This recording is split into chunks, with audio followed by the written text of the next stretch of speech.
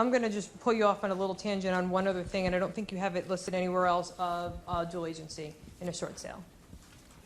Do you have it? I might, but we'll go over it now. Okay, quickly, So- and then we got to finish this. Yeah, on the listing side, well, it's always on the listing side, dual agency. If you're a dual agent, it's much more likely that the bank cuts your commission a lot, like 3%, maybe 4%, of the maximum that they approve if you're doing both sides.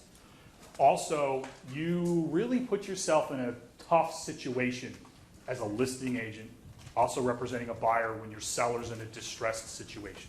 We see agents do it all the time, but I really don't recommend it. Your homeowner needs all of your advice when they're a distressed seller. They need your undivided attention. And in particular with the value piece, we had a transaction blow up because of a dual agency situation. The value came in lower than the offer. The listing agent became aware of what the value came in at and then had to share it with the buyer because they're dual agent. So they have to share it. Now the buyer wants to lower their offer. The seller was very emotionally involved and refused to lower the price, even though the bank would accept the lower price. And the whole deal fell apart and went to foreclosure. So dual agency meaning the list agent and the buyer agent are the same? Yeah, not designated. Correct. Yeah, not designated agency, full dual agency. You're just not. And the other thing is, if the deal goes south for whatever reason, the homeowner could just have a bad, taste in their mouth. You were looking after them more than you were looking out for me, and because of that, it didn't go through. You know what I mean? It's just not a good idea. You're better off referring, if it was your buyer, refer it to somebody else. Refer it and get the referral fee. Yeah. No. It's your choice, though. Quick question. If a loan has private mortgage insurance on it, Yeah. and the homeowner, or why would the bank approve a short sale if there's mortgage insurance? Well, mortgage insurance would have to say yes. So mortgage insurance will pay their piece, which might cover all of the loss, in which case the owner of the loan's like, hey, great, I'm getting everything. It's the mortgage insurance that's taking the loss.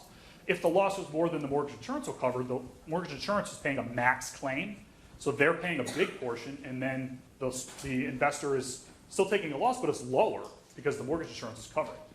The issue with that is on private mortgage insurance is they also need to say yes. So it's two different entities that need to say yes to the short sale that may have differing guidelines. I mentioned earlier, if you have private mortgage insurance and you have purchased another property, you are going to be very, very lucky if PMI says yes to your short sale. They don't like you at all. They're vindictive. And if they do say yes, they're going to say yes, but we want this from you. We are not letting you 100% off the hook. Either you're bringing some money to closing, or you're signing a promissory note where you're going to make payments to us at X number per month for the next however many months. Or we're not saying yes. And especially if it's a max claim.